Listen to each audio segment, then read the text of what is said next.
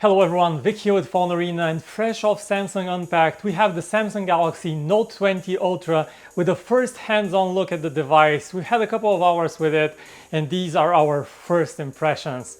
This is Samsung's next big thing, the Note 20 Ultra, and right from the get-go you see that this is a big device with a brand new design which looks more beautiful.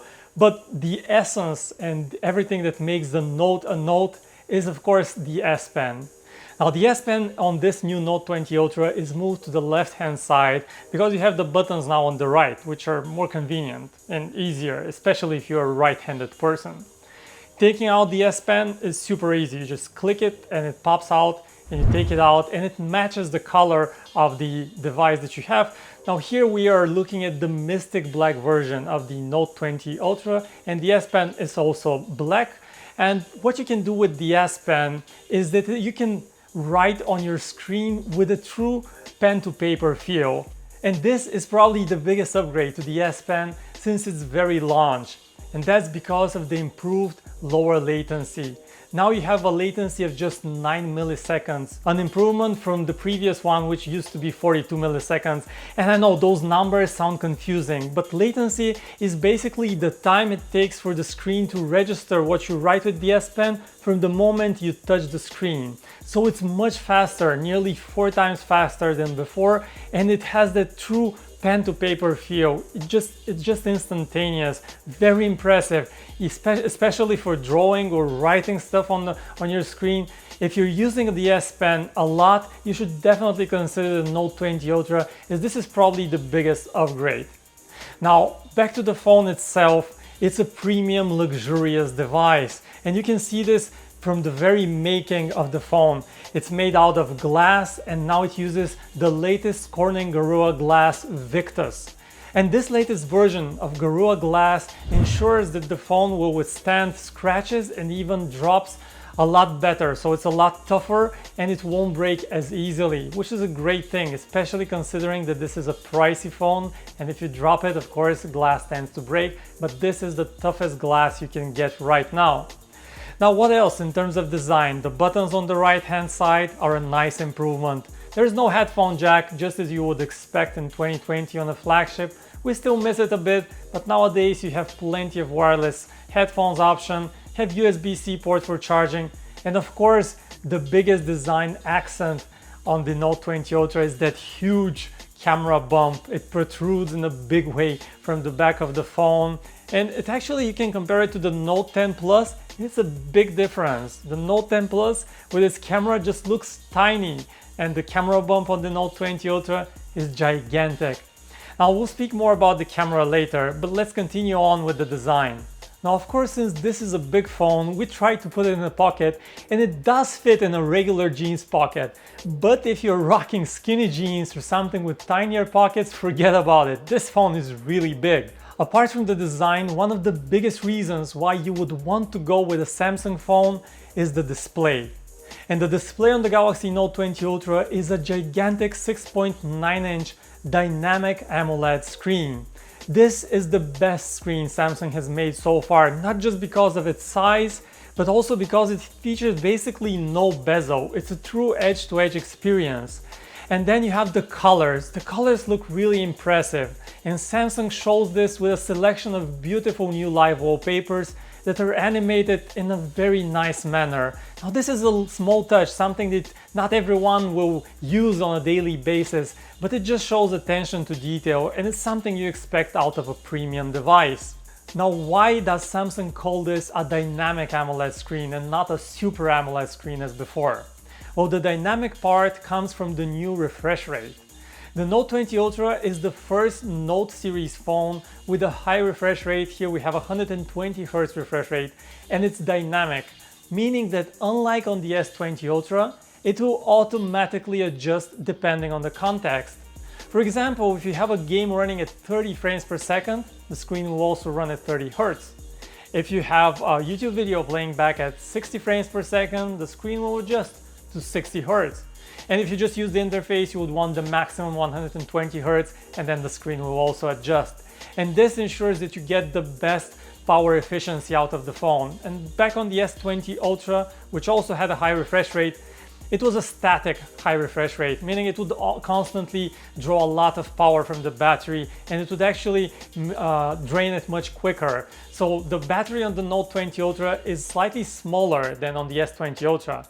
You have a 4500 milliamp hour battery cell on the Note compared to a 5000 milliamp hour battery on the S20 Ultra.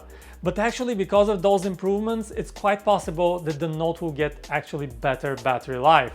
One other thing about this display is just the resolution. It goes to Quad HD, which is super detailed.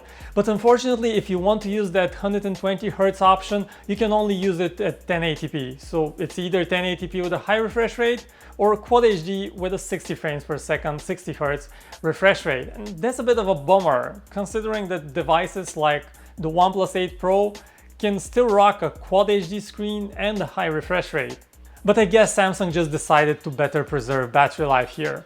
And this screen also gets brighter, a lot brighter. Maximum brightness tops out at 1500 nits, and this means that you can comfortably use your phone outdoors under the direct sunlight and you'll still see the screen easily. And then you have the ultrasonic fingerprint scanner, and I say ultrasonic and it means it hasn't changed from the S20 series, from the Note 10 series, from the S10 series. And this is a bit of a disappointment. The ultrasonic fingerprint scanner that Samsung uses is a bit slower than optical fingerprint scanners and used in most other phones out there. It is quite easy to register it and it's a bit faster than before, but still it doesn't feel as instantaneous as optical fingerprint scanners, so that's a bit of a downside. And under the hood, just as you'd expect from a Note 20 with an Ultra in its name, you have the top of the line specs. You have a Snapdragon 865 Plus chip, which is a little bit faster than the regular 865 version. You have 12 gigabytes of RAM, and storage starts at 128 gigabytes for the US model, and you can also get a 512 gigabyte version as well. And that's something else about the storage. It uses the newer UFS 3.1 standard, which is faster and will help with everything running just a little bit snappier. Everything in the interface, you just notice that One UI in its version 2.5 here is just very quick, and that's not only because of the high amount of RAM and the fast processor, but also because of that faster storage. You also have a microSD expandable card storage option with the card up on top of the phone. But let's talk about those cameras, shall we? The main camera here is a 108 megapixel sensor, pretty much the same one used on the S20 Ultra. Then you have a secondary 12 megapixel ultra wide shooter. And then finally, you have a periscope zoom lens, a 12 megapixel one that can go up to 5 times with a native optical zoom, and that's the biggest highlight of the Note 20 Ultra. Now, unlike the S20 Ultra, which used to have that 100 times space zoom branding right on the camera, here the maximum zoom you can get to is 50 times. But honestly, that's quite okay. Images at 100 times zoom just looked a bit too blurry and not quite useful.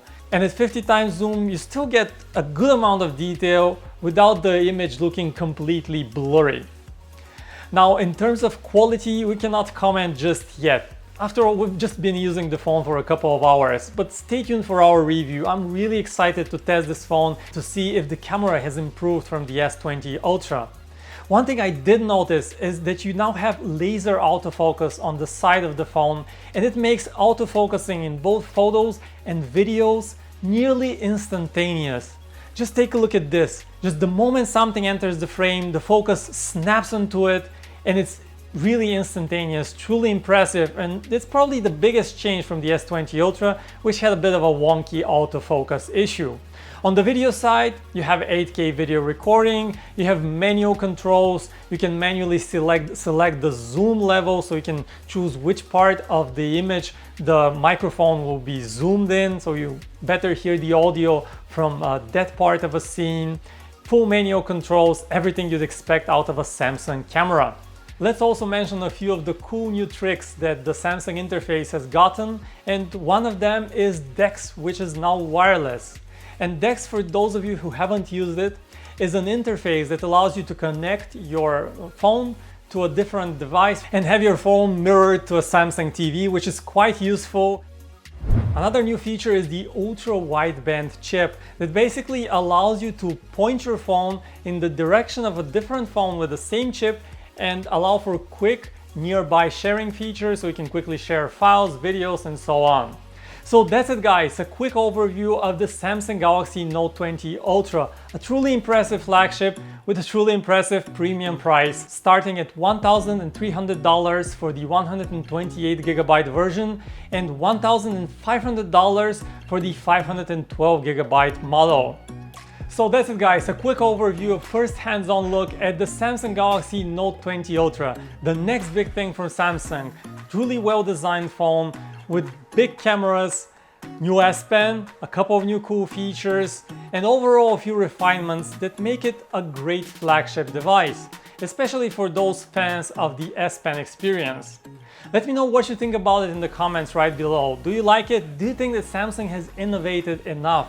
Or is it too similar to the Galaxy S20 Ultra? I'm curious to hear your thoughts, and meanwhile, stay tuned for our full review that's coming up soon and where we'll test the camera, the battery, everything in a lot more detail. Meanwhile, you can also check us at PhoneArena.com for a lot more exciting news. Subscribe to our channel here on YouTube. My name is Vic, this is PhoneArena, and I will see you around.